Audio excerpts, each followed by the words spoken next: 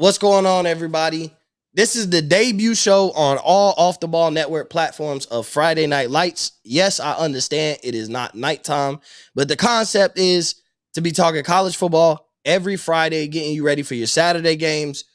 Throughout the season, we'll be reviewing the Thursday games because there's always games on Thursday. Might be a solid matchup on a Friday, so get you ready for that. But it's all things college football here. We decided to do this show, myself and Walker, host and co-host.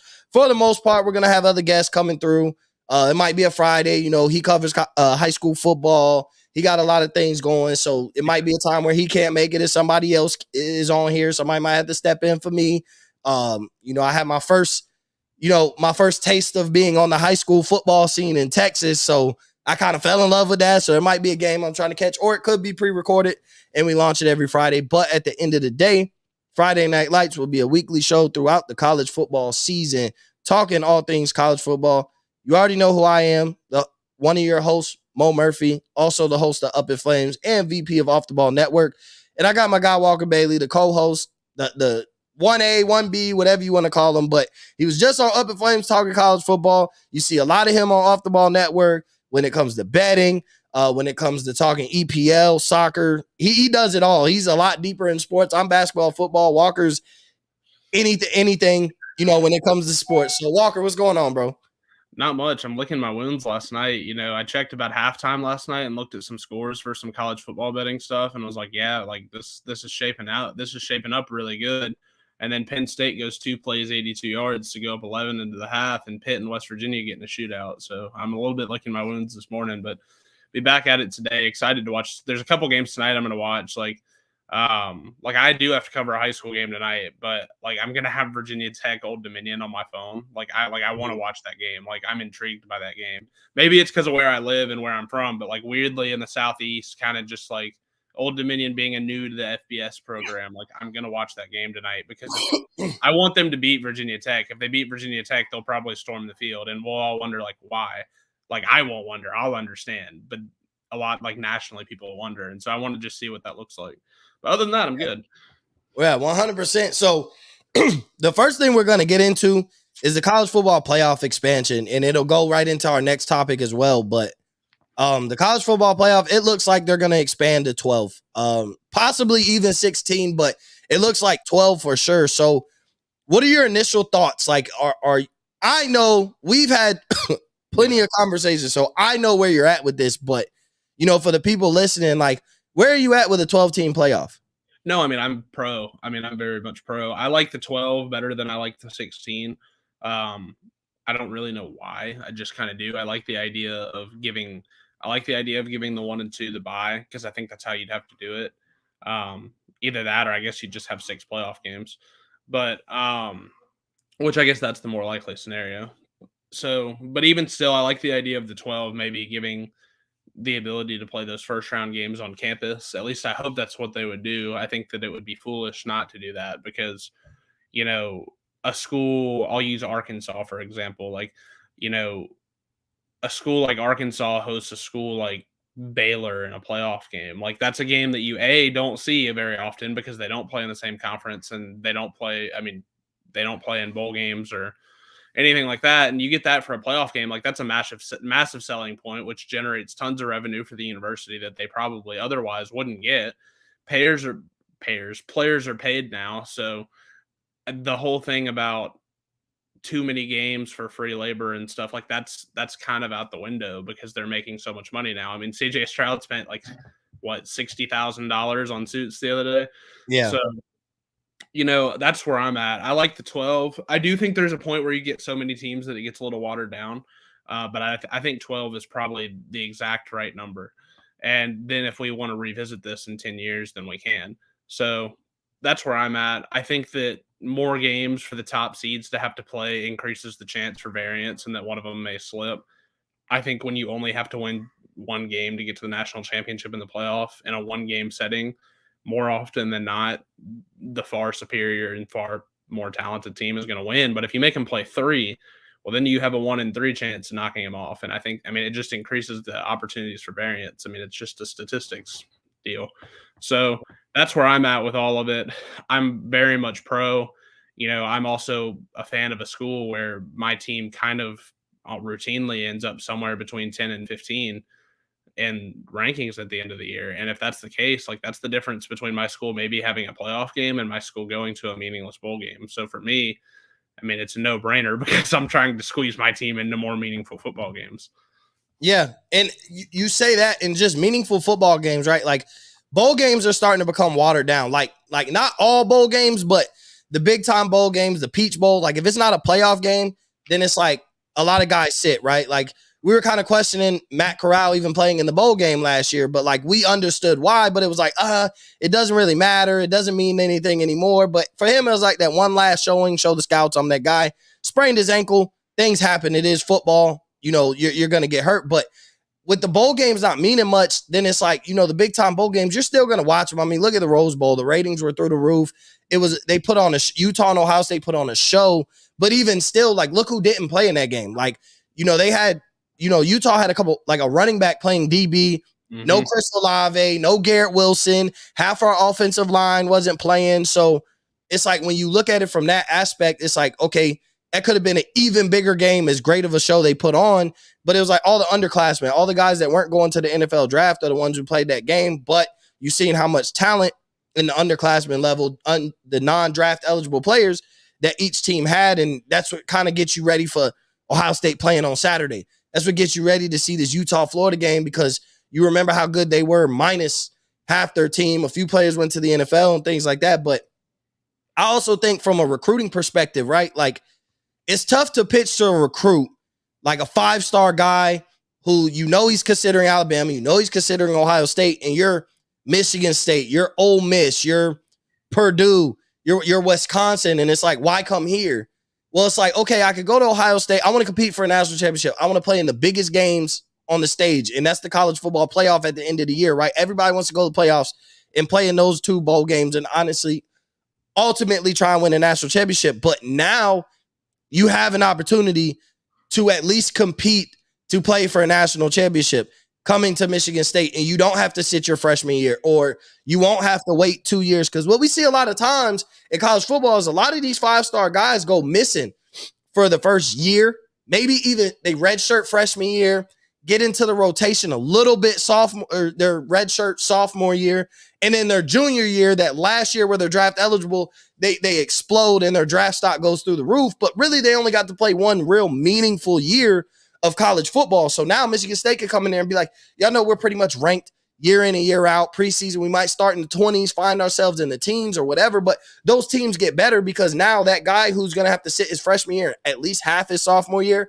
like look at Julian Fleming. Like Julian Fleming got caught up, wide receiver at Ohio State, got caught up in the fact that they're so loaded at talent and he didn't separate himself much. Like he's not even probably one of the 3 guys in the rotation right now.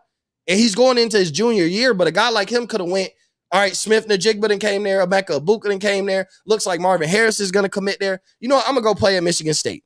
And I'm going to start my freshman year. I'm a 5-star wide receiver. I'm going to get all the reps I can over the next 3 years. And I have an opportunity to compete for a playoff. So that's why I think it affects recruiting in a positive way. We start pulling talent little by little. Is it going to happen in year 1? No, it's not, because the brand's still the brands. Everybody's going to want to see how it plays out that first year, right, as a recruit. But also after that first year, what will have the biggest effect is on the transfer portal, because those guys that went to Alabama and sat the bench, those guys that went to Ohio State and Georgia and sat the bench as freshmen and may not be in that rotation right away their sophomore year, or have to ultimately work for it, goes to Pitt, goes to Ole Miss, goes to Michigan State, goes to Purdue.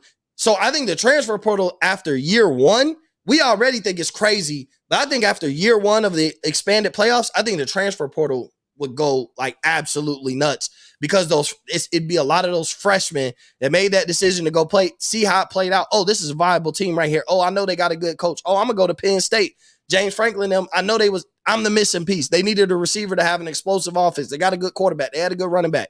Got a good offensive line, decent wide receivers, but I could be that explosive guy. They need a lockdown corner. They need a safety. They need some help on the defensive end. So it's like, I think that's why I think it affects recruiting, and it affects the transfer portal first before it affects recruiting as a whole. Once we see how it plays out, that's when James Franklin will be able, they already get 5 stars here and there, but they'll be able to start pulling a few more. And instead of getting 1, you get 3. That's an improvement. That's a positive effect on recruiting, because then that means instead of you getting 1, you getting 3 instead of 1. That means Bama, instead of getting 15, got 13. That means Ohio State, instead of getting 11, got 9. Like, you're pulling these 5 stars from other places. So it starts evening out the field a little bit. So that's where I'm at with the college football playoff. And with the playoff, like, it has the effect on the Big 12, right? Like, Texas and Oklahoma might be moving to the SEC. They weren't supposed to move until 2025, right? They were supposed to play for the next 3 seasons. So they might be moving possibly after this year, or is it after next year?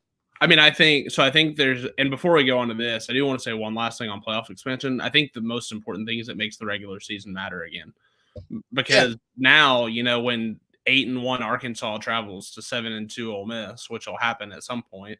I mean, that game matters because both teams are alive and in the hunt, and that still matters. Yeah. Like, you're playing for seed, you're jockeying for seeding. 7-2 Ole Miss is probably jockeying to stay in the picture. Like, those games matter again, and that's important. And that's good for schools. It's good for everybody. It's good for TV. Everybody wins. It's good for players. Yeah. So I'll finish there. But yes, Texas and Oklahoma, I think they'll be in next year. The Big 12 kind of opened up. It was like the preliminary informal negotiation or exploration of renewing their TV rights deals. So they're kind of starting the process of, hey, what are you going to give us to put our games on TV every year? And I think the situation's just become so awkward for everyone, because the Big 12 can't get an accurate representation or evaluation of their, of what their conference is worth, because Texas and OU are still in it, and they don't really know when they're going to leave, because Texas and OU can technically just saddle up and pay, I think it's like $80 million per school to the Big 12 and leave whenever they want. And they've been reluctant to do that because nobody wants to just let go of $80 million. Mm-hmm. But, they can't get a proper valuation because the TV networks are also saying, like, well, I mean, yeah, like, with Texas and OU for 3 more years, you're probably worth this. But, we can't give you that, because if they decide to pony up and leave, it's a bad deal for the networks. So I think that everybody is uncomfortable. It's gotten awkward for everyone. I think everyone wants to just move on to the next step. I actually think if there's anyone that doesn't want it to happen, it's kind of Texas and OU. Like, I think there's some in those buildings that are kind of like, hey, like, I don't know if we're ready for this. Like, I don't know that we're ready to go and be fully competitive. Like, there's no road trip to Kansas when you come here, except for maybe the year you draw Vandy. Like, there's no road, or there's no home game against Kansas State where you're like, all right, we're 18-point favorites, we should be all right. Yeah. Like, there's no more of that. And so, not to mention, and I'm not even really talking about just from a player standpoint, but from a facility standpoint, from a amenity standpoint, like, I just don't know that Texas and OU are at a place yet where they're kind of like, okay, we can go in and recruit at a level in which in 2 years, 3 years, we can be immediately competitive. We saw this with Texas A&M. It took them, 8 years before they really jumped in and started being super competitive. I know the Manziel teams were good, but what the people forget about those teams is even though they beat Alabama, they were like 9-3. So I just think, and Texas A&M really didn't start recruiting at an elite level until Jimbo got there. So it took them a really long time, and I don't think Texas and OU want to dilute their brands to that point by struggling like that in their first years in the SEC. I think they'll be in next year, because at the end of the day, what drives the sport, what drives these schools is money, and the money that comes with joining the SEC is going to be so much more than what they would get by staying in the Big 12, that I think that they're going to end up being in next year. Yeah, and I'm with you. I mean, it makes sense for all parties. The Big 12 is trying to get a new TV deal. You've seen what the Big 10 TV deal is, and that's still, I mean, Washington has reached out since then. I think the Big 10 is like sold. It's been word that Oregon has some interest. I think the Big 10's interested in Oregon. I said that from the jump. I think it makes sense. They got their eye on 3 teams, but I think the Big 10's waiting to make a move to see what Notre Dame decides to do. But like, I think if Texas and OU make that jump, I think, Houston and everybody else is going to have to join the Big 12, and we're going to have to see, like you said, they're going to have to get a proper evaluation, and it might hurt some of those schools because maybe Houston doesn't feel like they're ready to jump into the Big 12 either. Like, You know what I mean? But at the same time, like money talks, and it's like, bro, we got to speed this up because before we're asked out of a TV deal and ain't got nothing for the simple fact, you know what I'm saying? For the simple fact we can't have a proper evaluation, so no network wants to reach and make a jump. Nobody wants to lose money. Nobody wants to make a bad investment at the end of the day. And if they have a fair evaluation and come up with a fair number that both the conference and the TV network agrees with, then boom, there it is. It's not going to be $1 billion deal that CBS did with the Big Ten. The TV deal I'm intrigued on seeing is whenever the SEC's up, Big Ten got a bill. Like Big Ten got a bill. Yeah. SEC is at what, like 500 something million right now because it's an old deal.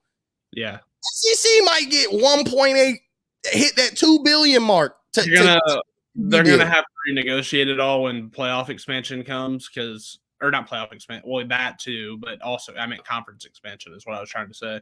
But yeah, I don't think that they're gonna get so much more than the Big Ten. They don't get 1.5. I think their starting number as a conference is 1.5.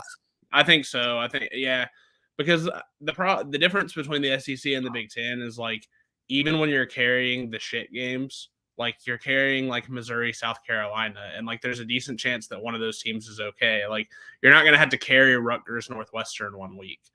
Like you're not gonna have to carry those types of games as well. And then like this feels like a shot at the Big Ten. It's not, but like the SEC has just been a little bit more entertaining the last few years. Like the Big Ten, you get a lot of your high profile matchups being like that are going to involve like Wisconsin, Michigan State, Wisconsin, Michigan, Michigan State. And a lot of those games end up like have the potential to end up at like 17-13. And like scoring sells. And so like, and it's just a regional thing. Like the Big Ten plays a different brand of football. It's been hugely successful for a lot of those schools. Like it's not a knock. But when TV, when TV ratings come out, a lot of times, the 48-45 or the 35-28 game does a lot better than the 9-6 game or the 10-7 or 20, even 20. The highest watched game, it's like I always find my way to come back. But the highest watched game is Ohio State versus somebody. Like it's the highest watched Big Ten games is when Ohio State plays Wisconsin, when Ohio State plays Michigan, when Ohio State plays Michigan State. The Ohio State Purdue, like it's always the highest watched games in the Big Ten involve the same school, which is Ohio State. So it's like outside of that where you're looking and you're like Bama, Auburn, Florida, Georgia, it's kind of spread out. Ole Miss, Mississippi State. Like it's just one of those, like those games are spread out where it's not just whoever Bama plays becomes the highest watched game in the SEC that week. Like that Florida, Georgia game is a big game every year. Like they have those brand games where it's like those are watched regardless. Obviously, the SEC's also done a good job at like towards the end of the year putting.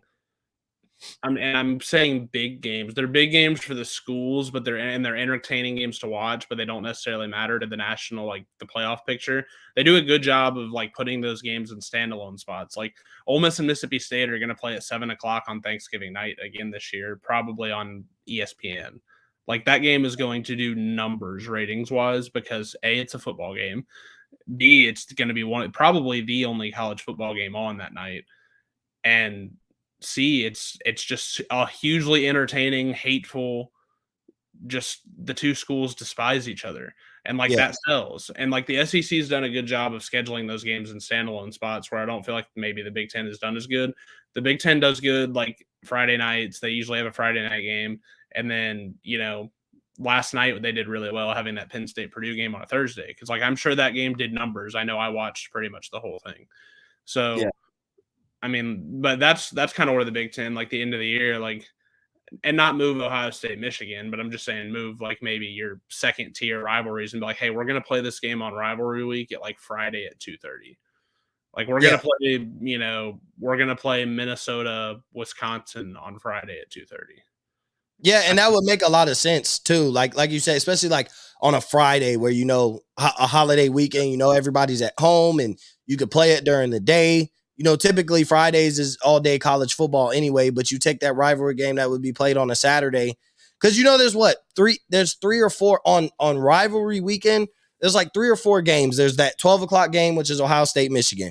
Then there's that 3:30 game, which is Alabama, Auburn. And then there's a night game. And then USC might play, whoever, UCLA, Pac-12 after dark. Like that's the late night rivalry game. Outside of that, is like, whatever. Like it might be Clemson and South Carolina might be the rivalry game because Clemson's It's whatever game. It's whatever game makes itself relevant that year. Yeah, and that'll be like the night game, but like 12 o'clock, the whole world. Now it'll be Texas A&M Texas is what it'll be when that comes around. That's what. So you think A&M switches rivalries from LSU to Texas? Oh my God, rivalry weekend. I think the schools won't have a vote. Like, I mean, I think if it when it comes down to it, and I think both the schools want it, so I don't think this matters. But when it comes down to it, I think the conference would approach both presidents and say, clean yourselves up. You are playing. You're going to play every single year when I designate it on rivalry week. They'll play. I just don't think with LSU and A&M having been a new rival for the past few years, I think they'll let that. You could just pull it because I don't think there's a lot of hate between LSU and A&M. I don't think they'll pull it. I'm just saying that rivalry week is going to belong to Texas and Texas A&M at that point. Ole Miss and LSU have been rivals since the 1890s, but they play in week 7. Right. So I'm saying they could play. Texas A&M and Texas will play every year. They'll make sure that happens. Florida, Georgia. Florida, Georgia plays every year. It's not a rivalry game. It's a rivalry game, but it's not rivalry week game. But they play every year, so they'll make sure. I just was trying to see if you think they would pull and make that rivalry week game. But at the same time, I'm not sure I'm not sure Texas. If you're the SEC, do you want Texas and Texas A&M competing with Alabama, Auburn? You know what I mean? If you I think that imagine a weekend where they don't compete though. You kick Thanksgiving night off. You have your Egg Bowl standalone game with Mississippi State, Ole Miss, and then the way the CBS deal works, they have a Friday game that week too, and you play Texas A&M on Friday, and then you play Alabama, Auburn on Saturday, and arguably your 3 best rivalry games on rivalry week you've played in standalone spots, essentially, where your own games are not competing with those. Yeah, and the only problem is now CBS will have to figure that out because you got the Big Ten in there. You'll have the Big Ten in there, so you're gonna try and balance where it's still. You don't want to make yourself still SEC. You paid $1 billion to have the rights to Big Ten. So you're going to put the best product available at a time that makes the most sense. And it's tough when you have the 2 best conferences that everybody wants to watch and you're trying to make all games matter as much as possible. It's going to be tough. And there's going to be some games that don't do as well that you would project to do well just because you have all the top tier schools that everybody wants to watch. So, I mean, it's definitely interesting to see what this TV deal is going to do. But, we talked on Up in Flames about the three most prolific games that everybody in the country is looking forward to: Utah versus Florida, Georgia versus Oregon, Notre Dame versus Ohio State. Today on Friday Night Lights, we're going to touch on a couple games that we had plans on, but we spent 20 minutes talking about Nebraska, which kind of threw it. It was a great conversation, but it threw us all off as far as timing went, but it fell perfect because on the debut of Friday Night Lights, we can address some of these games. First game we're going to go to is the game that I know you want to talk about: Cincinnati versus Arkansas. I'm surprised that Cincinnati's ranked, but look who they lost. They lost Desmond Ridder. They lost both their corners. They lost their best defensive lineman. They lost their best wide receiver. So when a team like Cincinnati loses all that in 1 year, they kind of fall back into irrelevancy for at least a year and have to get their recruiting back up, get those freshmen feet up under them, and hope that come their sophomore, junior year, they're right back to where they were, a year or two ago, but they're ranked. And so a team like that just went to the playoffs, lost a lot of talent and is ranked. And then Arkansas, they got a quarterback I'm wanting to watch. I want to watch KJ Jefferson. I'm not going to lie. He's a great value Cam Newton to me. He's no Cam Newton. He's a great value version, but it's not a knock on him. Cam was so great that year at Auburn. Saying that a guy is a lesser version of him isn't a knock on him, but he's a guy that I really want to watch. Burks left, and that quarterback wide receiver duo last year was deadly. I mean, they were putting up some numbers together. So when you're looking at this game, what are you looking forward to the most? Because I know this is the game you really want to watch. You've been talking about it all week. Yeah, I really want to see what offensive and defensive line looks like for Arkansas. I think the offensive line is going to be pretty good, but I want to see how the defensive line is going to fare. And then I just kind of want to see. I want to see what Cincinnati has like a year after the historic season. Like I Yeah. think Ben Bryant is going to start for Cincinnati at quarterback. And like I mean that's huge. It's huge shoes to fill. Speak. Coming in behind Ritter. So I don't really even have a ton of idea what Cincinnati did in the portal. Like I'm not 100% sure, Mm-hmm. but I just kind of weirdly have the feeling that this game is going to be incredibly competitive. If you follow to be in bets, I mean, I'm pretty sure I bet Cincinnati plus 6.5. And with that being the case, like, I mean, I think this game is going to be close. I think it's going to go down to the wire. I just, it's one that really intrigues me. And I think it's going to be an interesting way to gauge Arkansas. For Cincinnati, it's almost a free shot. Like you're going to Fayetteville, going on the road to play an SEC school. And if you lose, everybody's going to be like, whatever. But if you win, I mean, you've put yourself back into the conversation where it's like, all right, what does Cincy have this year? Like, you know, they just beat an SEC school on the road. Like, how did they, like, what do they have that's like, what have they done to develop this program to the point where they've achieved consistency? Yeah. And so that's where I'm at. I'm just kind of like curious because I think everybody kind of assumes that Arkansas is just going to blow them out, and I don't really see it that way. Like I just don't see it that way. So that's what I'm paying attention to. I'm gonna watch that game with extreme interest, just because I think since he's gonna keep it close, I think it's gonna be a good game.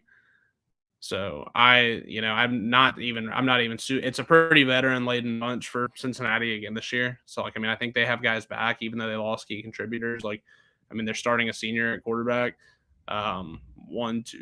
They're starting like 5 seniors on offense at least, and a bunch of juniors. So it's a bunch of guys that were around last year, and I mean, it's a veteran group who's played in big games. So I do think that they're going to give Arkansas everything that they want on Saturday. Yeah, I think that's gonna be I do think it's a good game. It's always like when it's 2 ranked teams, right? Like that's why the Georgia Oregon is so big. Like it's number 3 versus number 11. That's why Ohio State number 2 versus number 5. So when you get those back end, what is it, 23 versus 16, 19? Yeah, 23 or 25 versus 19 or something like that. Yeah, 23 versus 19. So it's like, but those are expected to be a good game. Those are expected to be 2 really good. Geez, we can't talk today. Expected to be 2 really good teams, not championship, but everybody. I'm not interested in I don't have to just always watch national championship contenders. Like there's such thing as good football from good teams. And when 2 good teams play, I expect the product to be good. And that's what I'm looking at for the Cincinnati Arkansas game. Then we talk so much about Saturday, you forget there's Sunday and Monday night games on too, right? And Sunday is a very big branded matchup, but not 2 teams with really any expectations, right? Like, I don't think we expect Florida State to be much, let alone I don't think in Brian Kelly's first year we expect LSU to be much. I don't know what the expectations are around for LSU around where you're at, because I know you're like deep in the middle of SEC country, so I know you hear different conversations. One of my closest friends is an LSU fan, and he wants them to be good, but he doesn't expect greatness, doesn't expect a 10-2 season off the rip and possibly, play outside looking in playoff contenders. Like he just, 8-4, 9-3 in Brian Kelly's first year. He really doesn't have all his recruits right now anyway. So you kind of give him a pass for this first year. So when you're watching this Florida State game, LSU game, I know on my end is like, what does the future hold for both of these schools, right? Like this is the first year head coach of Brian Kelly, but we know what he did at Notre Dame. He basically made him a prolific powerhouse. They were always in the conversation. They've made national championship. They've been in the national championship. They've been in the playoffs. They have been in the national championship since the playoffs, but under Brian Kelly, they've had about as much success as a school can have not winning a national championship. Like they've had more success than pretty much anybody who hasn't won a national championship during Brian Kelly's years of coaching at Notre Dame. So I'm looking at like, what was he able to bring in first year? They haven't really announced a starter for quarterback, if I'm not mistaken, but I expect it to be Jaden Daniels. Okay, so it's Jaden Jaden Daniels. Daniels. I mean, I expected the minute he transferred there that he was going to be the starter. I didn't think he left Arizona State to go to LSU and ride the bench. It was an unpopular decision, I think, at LSU, but that is the decision they made. Yeah, I mean, I get that, but I felt like he didn't go. Oh, shout out to Walker's beard over my mustache. But I didn't think he left LSU with thinking that he would, or left Arizona State going to LSU thinking that he wouldn't get the starting job. They got Kayshon Boutte. I think that offense can be dynamic a little bit. They got a solid running back. I know he got done wrong with being suspended the first 2 games. But they have a nice offense, and I know looking forward in the future, I know Brian Kelly gonna build from the trenches out. Like the same way he did at Notre Dame. He's going to beef up that offensive line. In the same way, you know how Urban Meyer had the advantage when he went to Ohio State because he was able to go draft all those athletic talent from Florida because that's what he was familiar with. Like, I think Brian Kelly, he's going to be able to sell LSU to all the athletes, but then he's going to be able to go up to the Midwest and go get those big corn-fed Midwestern offensive linemen and defensive linemen and build up in the trenches. So LSU is a team that's got athletes and don't get bullied. Like, I think he's going to be able to do that. And that's why I think he has a recruiting advantage because his name holds weight and is well known in the Midwest. So that's what I'm looking at. In Florida State, I don't know, bro. Like, ever since Jameis left and they got smacked by Oregon, like, they haven't been the same at all. Like, their brand doesn't even sell anymore. Like, it doesn't matter. They haven't been able to get the coaching thing right, which is kind of the biggest indictment on Florida State is they've kind of rotated coaches every 2 years.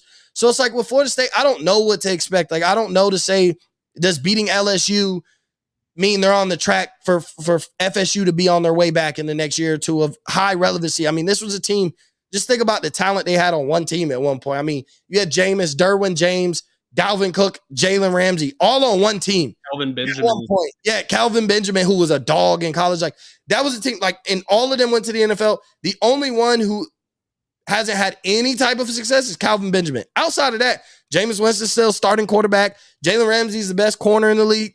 Derwin James might be the best safety in the league. Dalvin Cook's one of the best running backs in the league. And they were all on one team. Like, they had loads of talent. And now we're like, bro, this is just a bad team who's really only like shaped to relevancy is that the fact that they're the Florida State Seminoles. That's it. Like, that's it. No Nation is just No Nation. Has been a brand, especially came hard in the 90s and throughout the 2000s. But I'm just looking at when is FSU, is it a win for FSU over LSU a step in the right direction, or is it just this game really doesn't matter? Like, how are you looking at this game? I mean, I don't know that I'm looking at it any type of way. Like, I'm gonna watch it, and I just think, like, I have these two teams kind of rated very similarly as far as talent and volatility and things like that go.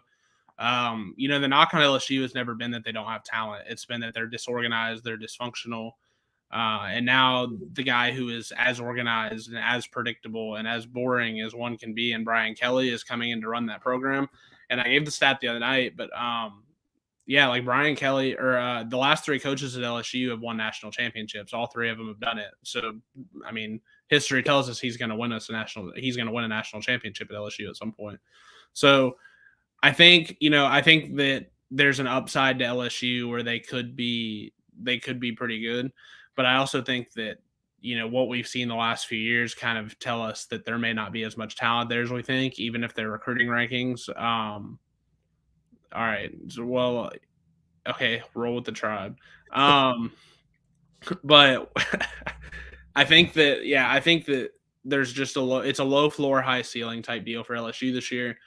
Florida State, I don't really know what the floor and what the ceiling is, to be honest. Like, I mean, I think they're actually fairly talented, and I think if there's a year for them to finally get it right a little bit, then it would be this year. But, Norvell's on the hot seat. Like, that's probably storyline A for them going in. Like, this is it. It's put up or shut up for him, especially with Deion Sanders probably breathing down his neck a little bit, given the success he's had at Jackson State and the publicity he would bring. So I think that, I picked Florida State to win the game. For whatever reason, I just kind of have a feeling that they get it right this year, at least on the front foot, and get out and start 1-0 with a pretty big win. And for LSU, like, even if they lose the game, everything's going to be all right. Like, you're not freaking out over LSU losing that game. So but then I didn't know until I guess yesterday that they're playing this game in New Orleans. Yeah. So it's going to be an LSU home game pretty much. Yep. So yeah, I mean, I don't know. I mean, I think it's going to be an entertaining game. I think it's going to be a lot of fun. I'm not sure if it's high scoring or low scoring. I think that pretty much all results are on the table. But yeah, I mean, I picked Florida State to win the game. Honestly, I hope they win the game. I don't like LSU. Yeah, I mean, I understand your hate for LSU, being an Ole Miss fan, but like I said, one of my closest homeboys is an LSU fan. He going to the game, so for his sake, I hope LSU wins because he's taking that drive. So I would hate for him to go out there and be in the Superdome, and start feeling real suicidal because there's probably a lot of places you could end it all over there in New Orleans. But so one more game I want to talk, and we don't have to hit on this hard. I'll ask one question. Clemson, Georgia Tech, and the reason I'm bringing that up, they play Monday night, they play on Labor Day night. There's only one question to me for Clemson, and I feel like you can answer it. DJU, how long does he have before he gets benched? How long does he have before he could get benched? Because there's a stud backup quarterback sitting behind him. We've seen this happen with Trevor Lawrence. So how long does DJU? When would enough be enough? Like, what is 3 to 4 probably? 3 to 4-ish, maybe in the middle. That's what I'm thinking. But this is such a game. If Clemson comes out struggling out of the gate and just has a piss poor first half offensive performance, does Dabo make the call? Like, you may see him play next week, like, because Lawrence didn't start until like game 4, but Lawrence started playing like in game 2 or game 3. Like he started like seeing reps, and so I think like if Clemson struggles and wins like 28-17 or something like that, or 28-14 against Georgia Tech, then I think maybe next week, and maybe not immediately next week, but maybe just at some point, Dabo's like, all right, let's throw this kid out here and just kind of see what happens. The thing is, though, Klubnik's not the generational prospect that Trevor Lawrence was. Like, we knew when Trevor Lawrence signed that Trevor Lawrence was like the dude. He was the generational guy. I just don't know. I don't know that Klubnik is that, or I mean, at least as a prospect, he's not touted as that. So that's kind of where I'm at. I'm like, yeah, like, I understand what people say because I think they see 5-star and 5-star and put them in the same conversation. Yeah. But I don't know that they're necessarily the same type of prospect. I probably wouldn't mention him till like game 5. I would just win with him if you can. And if it gets to the point where you're starting to get closer and closer to your big games and you're still anemic on offense, then it's like, well, what can go wrong if we make a change? Like, yeah. So I think he's got some time, but I'm interested in that. I've talked myself a little bit into Oregon beating Georgia now, like just a little bit, enough to where I'm going to watch the game, and I think I'll be around for a while. But I've talked myself into it a little bit. Yeah, I told you how I feel the Oregon Georgia game goes. Oregon hangs on for 3 quarters, really close, has a chance to be in striking distance, and then boom, they fall off the cliff. And Georgia handles business, but. I agree with you. I think it's going to take 4 to 5 games, but Clemson has such a soft schedule early that if they're struggling offensively, like if they're struggling offensively after week 1 against Georgia Tech, they're going to get real itchy in Clemson. Like a lot of the fans, you're going to hear a lot of talk. It's going to ignite immediately. How long does DJU have? And that's after. So if their offense isn't basically a high-powered offense through the first 3 to 4 games, like you said, I'm with you there by game 5. You starting to make the call going into the big games, maybe like week 4, right before you start hitting that conference play. You put Klubnik in for a soft game and let him get some let him get his. You know what I'm trying to say. I cannot let him get his footing. Yeah. Yeah. Let him get his footing. So, we're going into conference play. We're going in when it matters. Yeah. We're undefeated or whatever, but we haven't played nobody. Our offense looks real bad. So let him go in there, throw 5 touchdowns, 400 yards on a bad team, get his confidence up into the games that matter. So before we go on the first episode, the debut episode of Friday Night Lights, we're going to pick our playoff teams. So trivia question before we do this. Do you remember what the score of the Clemson-Georgia Tech game was last year? Nah, it was low scoring, though. It's 14-8. Yeah, I was about to say it was low scoring and close. I don't remember the score, but it was low. Yeah, I remember because Clemson was supposed to blow them out. Like Yeah, they were supposed to blow them out. well, That then was they what lost the next TJ. week. You played horrible. Well, then they lost the next week to NC State, I think. Yeah, that's what it was. Yeah, okay. I knew it was low scoring, but in close, I just don't remember the score. So we're gonna pick our college football playoff. Are we just picking our playoff guys, or are we gonna pick? Are we picking a national champion? We can go all the way through. I mean, I have a national champion. If you follow the betting account, you've already seen who I picked. So, like, I mean, I can go all the way through. Okay, yeah, we'll go all the way through. So give me your final four. We'll just go final four. Give me the seed and the final four that you have. So I'll just go 1 through 4: Ohio State, Alabama, Georgia, and I'm gonna go Utah. I don't love it. The other team I considered was USC, but I'm gonna go Utah. I think Utah beats them. And then Ohio State beats Utah, Alabama beats Georgia, and then Ohio State wins the national title. What? Walker just said Ohio State. Hold on. Walker just said Ohio State wins the national title. Yeah. You heard it here first. Walker's national champion is the Ohio State Buckeyes. So I did this too from a futures perspective. I had Georgia before the year started last year, so I won last year. I hope you win again. Like I am rooting for your future Ohio State national champion pick. I'm not gonna lie. If anybody wants that to happen, it will be me. So we have the same 4 different order. I'm going Alabama 1. I'm going the same order, but I'm going Alabama 1, Ohio State 2, Georgia 3, and I'm going Utah 4. Ohio State beats Georgia. Alabama beats Utah, and I'm doing it. I'm doing it. Ohio State beats Alabama in the national championship. We beat Alabama in a playoff before. We got smacked by Alabama the last time we seen them in the national championship. And it's just something around Buckeye country. Like, it's just the way the players have spoke, the way Ryan Day has spoke, the way Jim Knowles has come in and he's been talked about, and the way he speaks.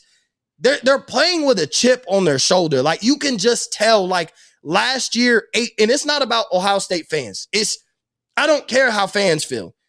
I'm listening to what Ryan Day and them are talking about. I'm listening to what the players are saying. I'm listening to see, and it's like they took everything. They took Aiden Hutchinson, and when he threw his little Ohio State joke with Desmond Howard at the Heisman finalists, at the Heisman ceremony, with losing to Michigan in a fashion that I wasn't expecting at the big house, but still being bullied by Michigan. Yeah, got bullied by Michigan. Upset by Oregon. It was an upset in the central fact they were missing their 2 best defensive players, and everybody thought Ohio State was going to run with it. But, like, just the disrespect that I feel like they got, they earned it, like the negative disrespect or whatever, but they feel disrespected. And they're talking about it like with a chip on the shoulder. Ryan Day made changes. He knew the defense had to be better. He knew it wasn't acceptable. It's like everybody looked at the season, looked at it as a complete failure. And as fans and as everybody else, the last thing everybody remembers is the show Ohio State put on offensively in the Rose Bowl. And that's what got people believing in Ohio State. But you could tell around the building and around the campus and the guys on that team, that wasn't good enough for them. Like, that wasn't leaving on a high note. That was leaving on a note they felt like they should have left, but in the playoffs. So I think Ohio State with a chip on their shoulder, it is scary. And I don't think Ohio State usually plays with a chip on their shoulder. They just take the team. They know they're talented. They go out there and they play great football week in and week out. This team doesn't usually go out with something to prove until the end of the season when they go into the playoff and they got to prove that they can be the SEC team. Right. That's basically what Ohio State has to do. But now I think it starts with Notre Dame playing in a big game. I think this is sending a message. I think every game, we're going to have one that's close, that shouldn't be. Everybody does. It does happen no matter how good you are, no matter how much of a chip on your shoulder you have. You're going to hit one of those, we've just been so good. It's tough. I don't want to play this game. I just want to get this game over with. It happens every year to everybody. It happens to the best of them. Some you end up coming on the winning side. Some you end up coming on the loser side. But it's just, I think it's scary for a team this talented to really feel like they got something to prove. I feel like, That's yeah, true. and I feel like it's it'll make for one of the best national title games in the years because Alabama's got that chip on their shoulders too. I mean, Right. like, Because they yeah, lost in the national championship to mhm. Georgia. And Like, it's and all you know those the agreement. dudes. Like, it's all of those guys coming back knowing that they didn't finish the job at a place where the expectation is that you finish the job. So it's going to be like two teams on a mission. Like, I think we're on a crash course, and that'll be what it is. I think your order is probably right. I don't think they're going to want to replay the SEC championship game in the playoff. So if you want to flip my order, I guess, where Alabama's 1, Ohio State's 2, just for the fact matchup stuff. But I mean, I think both teams are going 12-0. So I think if both teams are 12-0, they'll give Alabama the benefit of the doubt just to avoid having to do an Alabama-Georgia playoff game. To turn it around, it'll have to be a national championship game. Right. Yeah. But They'll make those two teams win to meet each other. Yeah, I mean, I'm with you. I think that Alabama and Ohio State are on a crash course and that Ohio State gets the job done. and that's what I think is the scariest thing about college football this year is the two best teams, hands down, are seem like you've seen the clips from the practices. Like they're both operating like last season was a complete failure. And Nick Saban isn't, he's not satisfied. Like there is no good taste in either of them, in either of those programs. And for them to be that talented, that superior to everybody, and they're playing with a chip on their shoulder, that's scary for the rest of college football. And I think it's going to make for a great season. But I appreciate everybody for tuning in. I appreciate everybody for listening to the debut episode of Friday Night Lights. Again, it's going to be on every Friday. We're going to do it as a live show every Friday, talking college football, all things college football. If you have any topics throughout the week leading up to Friday that you'd like for us to talk about, if you want to hear us give a preview on your team and your game specifically, give us your games to watch. We want to get this fan involved, network involved, everything like that. If there's some games you want to hear about, there's some betting lines, we'll go over Walker's betting card. He pretty much is going to drop them on Thursdays, because there might be a play you love on Thursday, but we'll talk about that. We'll talk about his previous betting card if he had any plays on Thursday, and we'll cover his betting card for Friday, Saturday, get into that. But we're going to expand this show to really do a lot. But this was just the debut episode. Just wanted to get our feet wet, talking college football for the network. And on that note, Friday Night Lights. We'll be back next week.